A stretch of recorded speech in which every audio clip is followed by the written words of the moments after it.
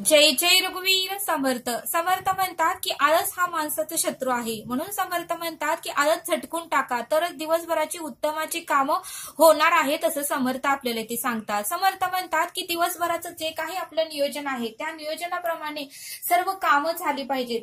तर त्या नियोजनाप्रमाणे जर कामं झाली नाही तर मग आपलंच नुकसान होतं असं समर्थ आपल्याला ते सांगतात. आणि म्हणूनच समर्थ म्हणतात की सर्वात महत्वाचा आपल्या आयुष्यातला शत्रू म्हणजे आळसच आहे असं समर्थ आपल्याला ते सांगतात.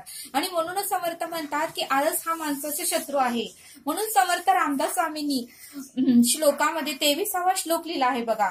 न बोले मना राग वेवी न काही, जनी वावगे बोलता सुख नाही. घडीने घडी काळ आयुष्य नेतो, देहांती तुला कोण सोडू पाहतो. बघा समर्थ रामदासांनी त्या काळी हा श्लोक लिहून ठेवला आहे. म्हणजे घडीने घडी काळ आयुष्य नेतो, ज्या काही वेळा जे काही काम आहे ती आपल्याला करता आली पाहिजे असं समर्थ आपल्याला ते सांगतात. आणि म्हणूनच समर्थ म्हणतात की झिजून मरा पण गंजून कधीही मरू नका असं समर्थ आपल्याला ते सांगतात.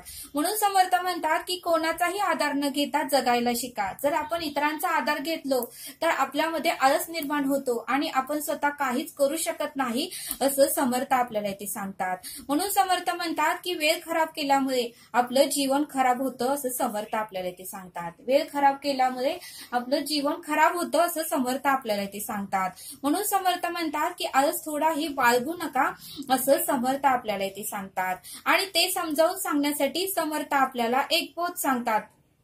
समर्थ म्हणतात की एक लहान मुलगा होता, तो 5वीला होता, पण तो नेहमी आळस करत होता. शाळेलाही उशिरा जात होता, एक दिवसाआड सुट्टी घेत होता, अभ्यासही वेळेवर करत नव्हता. एवढा आळस त्याच्यामध्ये होता की त्याचे आई वडील, त्याचे भाऊ बहीण, मित्र सर्व काही सांगत होते तरीही तो ऐकत नव्हता. त्याच्यामध्ये एवढा आळस भरलेला होता. आणि मग मात्र सगळेजण त्याला नावं ठेवू लागले, मित्र नावं ठेवू लागले, बहीण भाऊ नावं ठेवू लागले, आई वडील नावं ठेवू लागले आणि शाळेतले शिक्षक नावं ठेवू लागले की तुझ्यामध्ये किती आळस आहे, तू जे काही दिवसभराची कामं आहेत तेही तू उत्तम करत नाही, तू उशिरा उठतोय, शाळेतही कधीतरी येतोय, अभ्यासही तू करत नाहीस, त्याच्यामुळे तुझं जे काही आहे ते नुकसान तूच करत आहे असं त्यावेळेस ते शाळेतले गुरुजीही त्या विद्यार्थ्याला म्हणू लागले. मग मात्र त्याला खूप वाईट वाटू लागलं की आता करायचं तरी काय.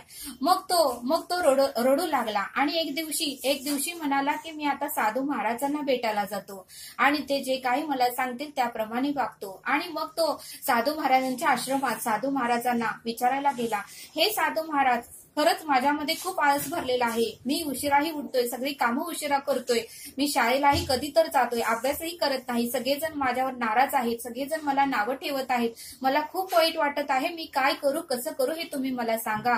त्यावेळेस साधू महाराज म्हणाले, मी तुला एक गोष्ट सांगतो बघ. म्हणले एका गावामध्ये एक माणूस असाच आळशी होता आणि त्याचं लग्न झालं होतं आणि पण तो कुठलंही काम करत नव्हता. त्यामुळे संसारामध्ये जी काही संसारामध्ये बिलं येत होती तेही त्याला भरायचं होत नव्हती. त्यावेळेस मात्र त्याची पत्नी उदास राहत होती.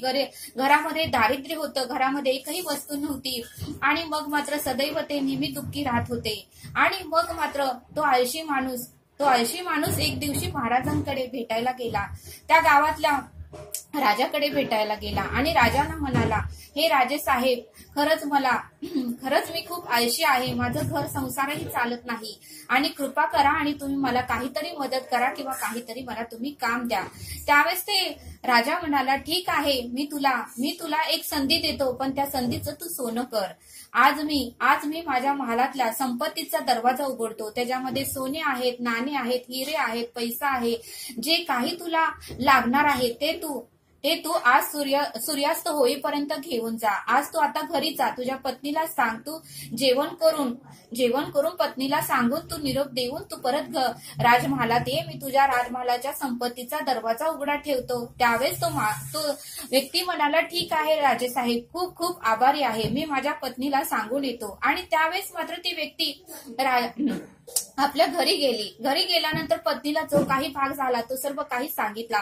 पत्नी ही म्हणाली, आता आळसपणा करू नका, आता मी स्वयंपाक बनवलेला आहे, तुम्ही आता जेवण करा. आणि आता आपल्याला ही लाख मोलाची संधी परमेश्वराने परब्रह्माने देवाने दिली आहे. या संधीचं तुम्हाला सोनं करता आलं पाहिजे.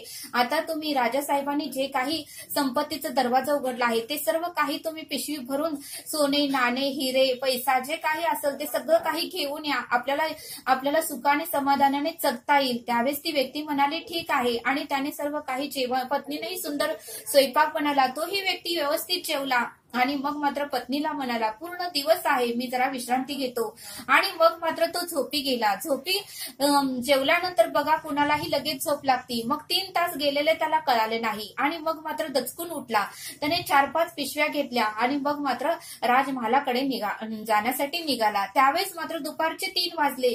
त्याला ऊन खूप कडक लागलं आणि तो म्हणाला, सूर्यास्त व्हायला अजून खूप टाइम आहे, मी येथे आंब्याच्या झाडाखाली थोडा वेळ झोपतो, गार हवाही आहे, उन्हाळ्याचे दिवस आहे. आणि मग मात्र त्याने बाटली भरून पाणी आणलं होतं. तो पाणी प्याला आणि मग मात्र त्याने आंब्याच्या झाडाखाली झोपी गेला. आणि मग मात्र संध्याकाळचे 5:30 वाजलेले त्याला कळले नाही. राजाने सांगितलेलं, आजचा एकच दिवस महत्वाचा आहे, सूर्यास्त होईपर्यंत तू माझ्या महालात ये आणि त्या महालाचा एक दरवाजा मी उघडा ठेवतो, तो संपत्तीचा दरवाजा आहे. आणि तुला जेवढी काही संपत्ती हवी आहे ती तू पिशवीमध्ये भरून घ्यायचं. ही एक लाख मोलाची संधी तुझ्या आयुष्यात मी पहिल्यांदाच देत आहे. आणि मग मात्र 5:30 वाजले. कसा तरी लगबगीने तो चालू लागला, पळू लागला, धावू लागला. पण राजमहाल हा फार लांब होता. त्याला काहीच कळेना आता काय करायचं. सूर्यास्त व्हायला फक्त थोडाच वेळ बाकी होता. आणि मग मात्र तरीही तो रडू लागला की आज लाख मोलाचा दिवस आहे, आज मला महत्वाची संधी मिळाली आहे, सूर्यास्त व्हायला खूप थोडा वेळ लागलेला आहे. आणि मग मात्र तो पळू लागला. मग मात्र तो चालू लागला. असं करत तो राजमहालात पोहोचला. आणि मग मात्र राजाला म्हणाला, मी आलो आहे संपत्तीचा दरवाजा, संपत्ती जिथे आहे तो दरवाजा कोठा आहे. राजाने दाखवलं. आणि मग मात्र त्या रूमकडे तो जाऊ लागला, धावू लागला. आणि रूमकडे गेल्यानंतर मात्र तिथे गेलाच तो दरवाजा पूर्णपणे बंद झाला. आणि मग मात्र त्याने राजाला विचारलं की राजे साहेब, तुम्ही तर सांगितलं होतं की जेवढी काही संपत्ती तुला हवी आहे तू सूर्यास्त व्हायच्या अगोदर तू घेऊन जा, त्यासाठी मी 5-6 पोती घेऊन आलोय, पिशव्या घेऊन आले, आणि तुम्ही आता तुमचा विचार का बदलला? त्यावेळेस राजा म्हणाला, मी माझा विचार बदलला नाही, तुझ्या आळसपणामुळे तू तुझं नुकसान करून घेतलं. बघ आता टाइम किती झाला आहे, सूर्यास्त तुझ्या डोक्यावर आहे का, सूर्य तुझ्या डोक्यावर आहे का बघ म्हणले. त्यावेळेस त्याने बाहेर गेला आणि बघितलं तर पूर्णपणे सूर्यास्त झाला होता. सगळीकडे अंधुक पसरला होता, अंधार पसरला होता. आणि मग मात्र राजा म्हणाला, यामध्ये माझी काही चूक नव्हती. दिवसाचे 24 तास असतात, त्या 24 तासापैकी तुला म्हणलं होतं सूर्यास्त होईच्या आतमध्ये तू ये. 24 तासामध्ये तू काय केलं हे मला सांग. 24 तास तुला नवीन कोरे करकरीत परमेश्वराने, ईश्वराने, देवाने दिले. त्या 24 तासाचं तुम्ही काय नियोजन केलं हे तू मला सांग. आता ह्यामध्ये माझी चूक आहे का तुझी चूक आहे तेच तू मला सांग. कारण मी तुला सांगितलं होतं की सूर्यास्त व्हायच्या अगोदरच तू येऊन हे संपत्तीचा मी दरवाजा उघडणार आहे, जे काही तुला हवं आहे ते ने. पण तू मात्र ऐकलं नाही. तू काय म्हणाला की मी ठीक आहे, मी येतो, आणि तू मात्र सूर्यास्त झाल्यानंतर आला आहे, यात माझी काहीही चूक नाही. आणि मग मात्र तो ढसाढसा रडू लागला. त्याला काहीच कळना, कारण त्याची पत्नी आतुरतेने घरामध्ये वाट बघत होती. आता काय करायचं, पत्नीला कुठल्या तोंडाने जाऊन हे उत्तर सांगायचं हे त्याला कळत नव्हतं, कारण तो मुळातच आळसी होता. घरामध्ये गरिबी होती, घरामध्ये एकही सुखसोयी नव्हती, घर संसार चालत नव्हता, जे काही आहे बिलं येत होती ती बिलही पेंडिंग होती. त्याला काय करावं, कसं करावं, कुठे जावं, आता आपण काय केलं पाहिजे हे त्याला सुचत नव्हतं. आणि विचारांचा गोंधळ त्याच्या डोक्यामध्ये फिरत होता. जसं काही युद्ध असताना भयानक परिस्थिती असते तसा विचारांची भयानक परिस्थिती त्याच्या डोक्यामध्ये विचार चालूच होते. आता काय करायचं हे त्याला कळत नव्हतं. बघा म्हणले समर्थ, आपल्याला या बोधातून हे शिकायला मिळतं की आळस हा माणसाचा शत्रू आहे, म्हणून आळस आपल्याला झटकता आलं पाहिजे. दुपारी झोपायचा टाइम आपल्याला दिलेला नाही. परमेश्वराने संध्याकाळी आपल्याला झोपायचा टाइम दिलेला आहे, पण दुपारी सुद्धा आपण 3 तास झोप घेतो आणि ते 3 तास सुद्धा आपण आपल्या आयुष्यातले वाया घालवतो, असं समर्थ आपल्याला ते सांगतात. आणि म्हणूनच समर्थ म्हणतात की परमेश्वराने, परब्रह्माने कधीही भेदभाव केला नाही. कधीही परमेश्वर म्हणला नाही की हा गरीब आहे तो श्रीमंत आहे, हा हुशार आहे तो हुशार नाही, किंवा हा काळा आहे तो गोरा आहे, असा भेदभाव करून परमेश्वराने टायमिंग दिलेला नाही. प्रत्येकाला परमेश्वराने 24 तास दिले आहे, प्रत्येकाला परमेश्वराने सामर्थ्य पुरवलेलं आहे, प्रत्येकाला परमेश्वराने 24 तास दिले आहे. 24 तासामध्ये ते सामर्थ्य देवाने परमेश्वराने सगळ्यांना दिलेलं आहे। 24 तास सर्वांना दिलेले आहे आणि त्या 24 तासाची संधी करायचं आहे का ते 24 तास आळस करून वाया घालवायचे आहे हे ज्याचे त्याने ठरवायचं, ज्याचे त्याने हित अनहित केलेलं आहे। कारण परमेश्वर परब्रह्म सगळ्यांना उत्तमाचा रस्ता दाखवत असतो। परमेश्वर म्हणत असतो की ह्या रस्त्याने गेल्यावर काटे आहेत, त्या रस्त्याने गेल्यावर फुलं आहेत, या रस्त्याने गेल्यावर फायदा होतो, त्या रस्त्याने गेल्यावर तोटा होतो, या रस्त्याने गेल्यानंतर तुला ऊन लागणार आहे, या रस्त्याने गेल्यावर तुला सावली लागणार आहे।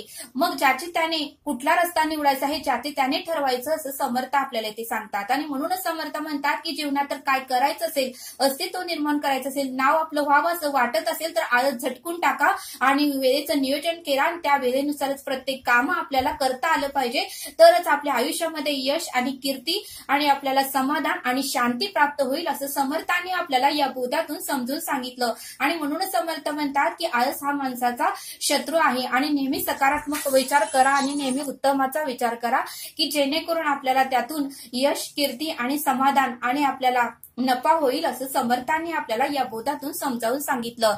तरी हा व्हिडिओ आवडल्यास सबस्क्राईब करा। भेटूया पुढील भागात। धन्यवाद। जय सद्गुरू।